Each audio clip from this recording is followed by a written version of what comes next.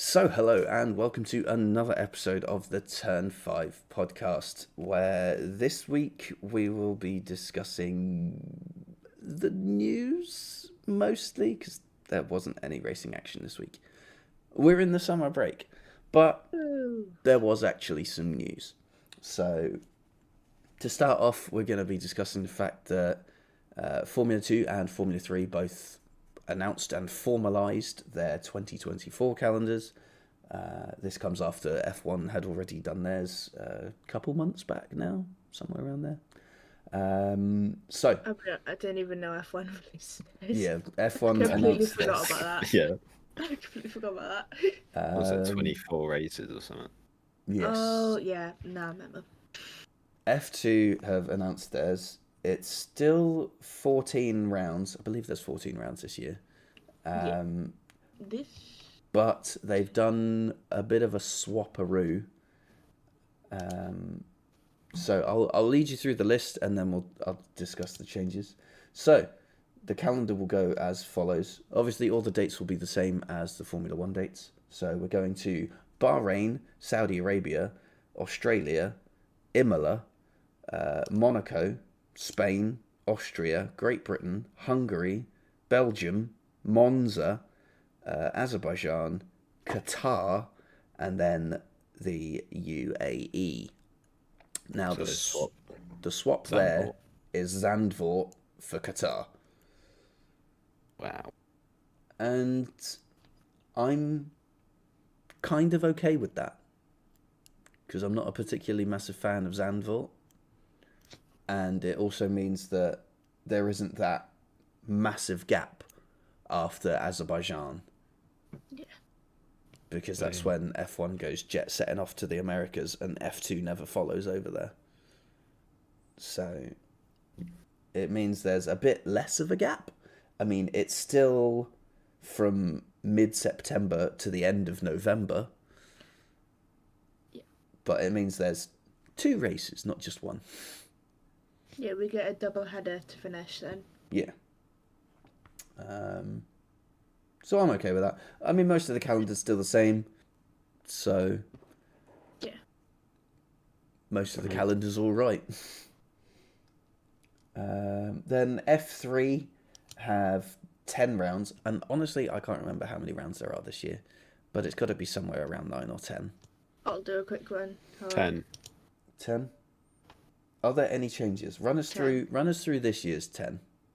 Sakir, Melbourne, Imola, Monaco, Barcelona, Austria, Silverstone, Budapest, Spa, and Monza. It's exactly the same for next year. Nice. Yeah. So I guess Formula 3 have taken the approach of if it ain't broke, don't fix it. And I can't blame them. Because, I mean, I like the fact that it ends at Monza. That's such a banging end of season race. Just because it's so strategically different for Formula 3 than any of the other races that they go to. But I'd love an F2 or F3 to go to Suzuka. that would be kind of cool. That'd be good quality. So yeah, that's the calendars. Largely the same, or in Formula 3's case, exactly the same. A couple of minor tweaks on the F2 calendar, but I have no complaints for it, to be honest. No. So It might make Qatar exciting, so hopefully. Which leads us to, I guess, the mid-season overview for Formula 1. I've got the top 10 of the Drivers' Championship here. And I've got the Constructors' standings as well. So in 10th place is Esteban Ocon on 35 points. 9th is Stroll on 47. Lando Norris is in 8th on funny number. Sainz is in 7th on 92. George Russell is in 6th on 99, behind Charles Leclerc in 5th, also on 99. Lewis Hamilton's on 148. Fernando Alonso's on 149. Sergio Perez is on 189.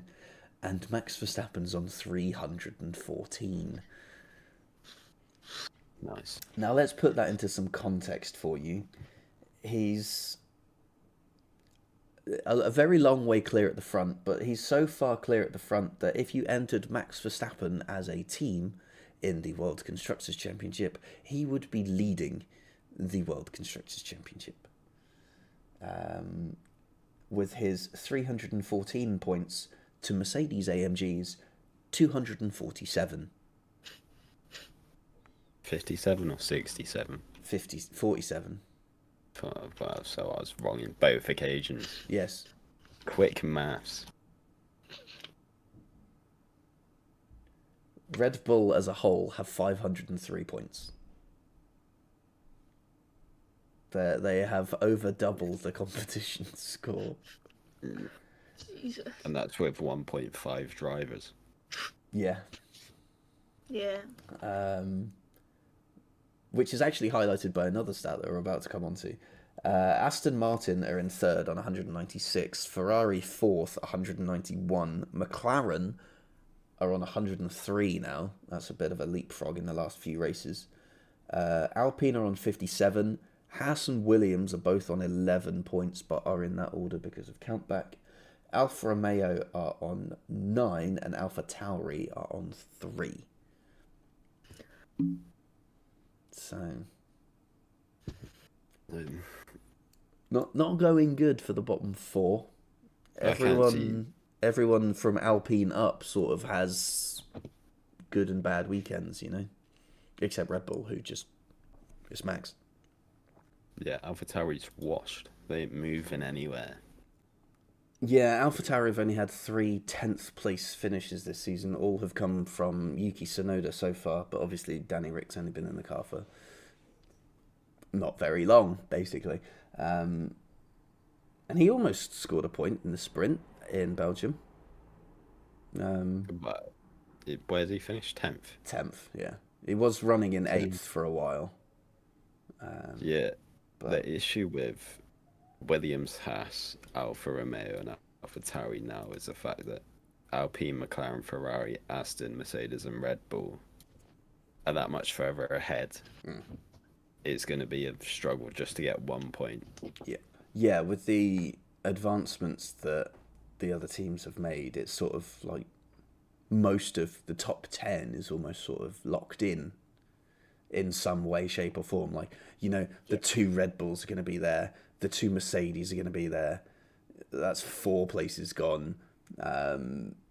The groups, so we know roughly where the groups are going to go. So unless something untoward happens to some cars, like Carlos and Oscar in the last race, that's a Ferrari and a McLaren out of the picture, that opens up an opportunity.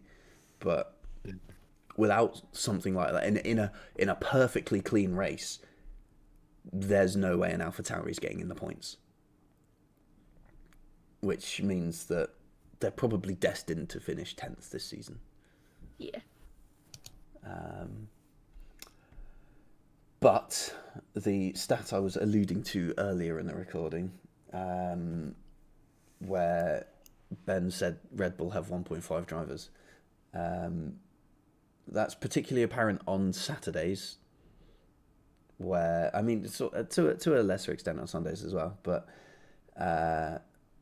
the most positions gained so far in 2023 is Sergio Perez with 59 positions gained. Max Verstappen has gained 27 positions. So Perez has to overtake more than twice as many cars as Max to get like half the points, basically. Just over half the points. And that comes from poor qualifying performances. Yeah. I feel like a lot of Max's overtakes have come from... because he's qualified on pole so much. Like, his overtakes came from like Miami, where he came from 9th. Was in and Saudi Arabia in qualifying, he broke down. yeah, so that's a bunch of them. Yeah. And pit stops where he's Then probably drop gone down a bit. back. Yeah, that's what I'm thinking. Like that's where most of his overtakes come from. Is Yeah. his strategy has brought him out behind a car, and then he's just whizzed past it easy as you like. Whereas Perez is starting lower, struggling through, and then getting dumped back in the pack because he's just got to second, but he hasn't got a pit stop window like Max has out in front. So then gets dumped back in the pack and has to overtake even more cars. So that's the difference between the two drivers, I think. But George Russell in second on 36 overtakes. Wait, so how much has Max got overall? 27. 27, yeah. So The three Eight. races he qualified that I can remember 21 that he of them. qualified lower would be Saudi Arabia, Miami, and Belgium, Yeah. where he had the grid penalty. So Saudi and Miami together is 21 overtakes. Then add Belgium to that. So that's what, 26? So there's one more that's not accounted for. Brilliant. And that one is it Hungary? Oh yeah, because he started second. That's it. Done. We figured it out. It's just for. I guess they've done it from grid position to finish position then. If But that's yeah, 'cause exactly you how it's done. Overtake the car, don't you? Yeah, but like positions gained, you can drop in the race and be lower and then come up and finish higher. Because if you look at Lando Norris's race in Belgium, doesn't at first glance, according to that way of doing it, looks completely unextraordinary. Started 7th, finished 7th. Sounds like a really But quiet he's race, but he was got down to in go down. 16th, and then in the last stint, got up to 7th. So in my eyes, that's a 9 positions gained again. But obviously, that's not how they're doing it. Oh well. And then, as is the obligatory summer break content from Formula One media, they've started bringing out the team head-to-head graphics. So we've got Mercedes and Red Bull so far, so we'll take you through it. Now, they're qualified head-to-head, they're quantified head-to-head on if they beat their teammate in the race, in qualifying, how many points they've got, how many podiums they've scored, their best race finish, their highest grid position, and their number of DNFs. So, between Lewis Hamilton and George Russell, Lewis has beaten George in the race 9-3. He's also beaten him in qualifying 7-5. As we discussed earlier on the points, Lewis has 148 and George has 99. Lewis has had 4 podiums and George has had 1. Best race finish for Lewis is 2nd and for George is 3rd. The highest grid position for Lewis is pole and for George is 2nd. Lewis hasn't had any DNFs and George has had 2. When were those two? Australia and Canada. What happened to him at Australia? His engine fire. Oh, yeah. Right. I just So remembered that's not that. his fault. Canada. He hit the wall. That was his fault. That was his fault. So he's 50-50 on his responsibilities there. He hasn't crashed anyone out. Not yet. So Not he yet. There's did still hit the that. He second got half of the close. season. he got very close. But given that George beat Lewis over the season last year, it's not been a good start of the season for him, is it? He's almost 50 points behind in the championship. That's a big deficit to claw back. So, but it's not as bad reading as the Red Bull one. Yeah. We know Oh, George dear. has talent, so Here we go. Red Bull, Max Verstappen versus Sergio Perez. Race. Win, Max, 10-2. Qualifying, win, Max 10-2. Points, win, Max 314 to 189. Podiums, win, Max 12 to Sergio 7.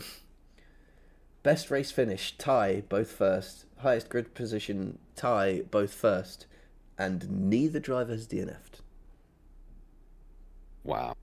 Yeah. That needs to change. George Russell on the phone. Yeah. So, yeah. It's been a bit of a whitewash so far.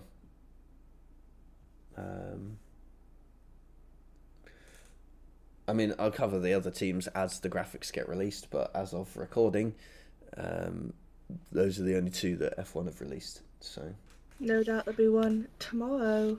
I would imagine so. So, Alpine have said they're not in any rush to assign a new team principal after the departure of Otmar Safnauer.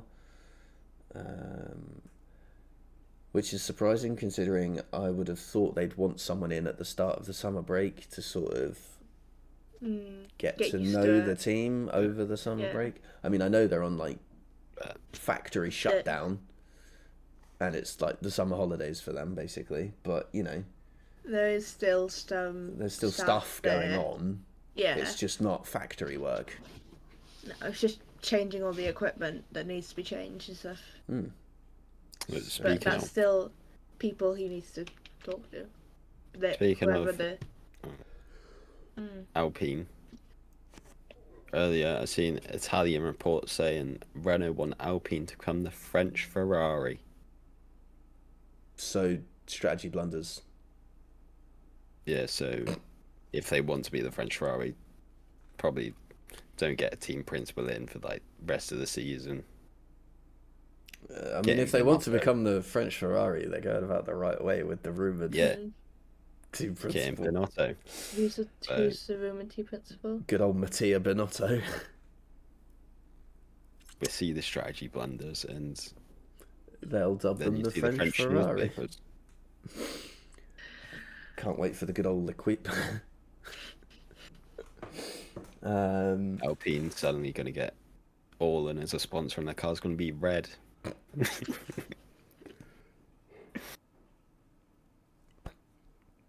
Other than that, F1 Academy announced this last week, but we didn't cover it last week because we had a lot of racing content to cover. So it was announced that of the 15 cars in the F1 Academy grid, obviously 5 teams of 3 cars, 10 of the cars would be backed by Formula One teams. The other 5 haven't been announced what they're going to be backed by yet, but 10 of the cars will basically be in the Formula One cars livery for their season, and each of those drivers will be backed by a team. And there are a couple of them who are in their academies already, so I think I there's think that's a one. pretty shoe-in, isn't it? Yeah, there's one that's in Alfa Romeo. Is there a couple Alpines? Yeah, because Abby Abby Pullen? Pullen? Yeah, I Yeah. feel like she'll go with Alpine because I mean, I that's haven't- that's an obvious choice for Yeah. Alpine's sake, isn't it? yeah, but I swear there's one in the Ferrari as well, but that might just be somewhere else. Honestly, I can't remember off the top of my head. I did a No. whole bunch of research on the driver academies, and because I got asked about the very distant future, and I can't remember anything of what I looked at. I mean, obviously, the grid is likely to change before next season as well. Yeah. That must be stated. There's no guarantees just because they have a driver this season that they will have one next. We're also yet to see what happens to the winner of the F1 Academy. Will they get an F3 seat, or will it just become another W Series sort of thing where you win it, but nobody still cares because Jamie Chadwick won it 3 times and still didn't get an F3 drive, which I think is a shame. But she seems to be doing all right in Indy Lights now, so. Yeah. But that's just a shame because that's going to make it a lot more difficult to get into F1 in the end. So Yeah. but we shall see. But I think if maybe she's gone to Indy Lights, she might have just accepted that she might have to just stick to IndyCar and possibly not move back. Because once you kind of go that way, it's like Indy Lights, most definitely going to IndyCar, Yeah. and it's a bit more accessible. So like, yeah, I definitely think it's a shame though. But yeah, definitely. the only other piece of news I've really got is that it's been announced that Fred Vesti will make his F1 debut for Mercedes at FP1 in Mexico City. So that's obviously one of their 2 rookie sessions that they need to fulfill sorted. Maybe he'll get both. You never know. I was gonna say, do the rookie sessions have to be different drivers, or can it be the same driver? From the same driver, it's just got to Yeah, the same be driver. each Shoot. side of the garage. Okay. So Lewis has to miss one Probably- session, George has to miss one session. Probably is going to be Fred both times, because the only other Mercedes Academy driver that's close enough is Paul Aron. Paul Allen. Yeah, and he's F3, so He might not have enough points on the super license for an FP1 session. Get Nick to freeze back. he's not a rookie anymore. He doesn't count. No. Done too Yeah. many races. He is in helmet size. So, but that just about wraps up, I believe. I haven't got any other news that's popped up on my feed, so that was your weekly catch up for the limited amount of news that we had from this week and some leftover from last. Thank you for listening and or watching, and we'll see you again at the same time next week for hopefully some more news. And if Chris is here, maybe the quiz. He should have a quiz, shouldn't he? He should, but he was also supposed to be here, so Yeah, cheers, Chris. Mm. until then, goodbye.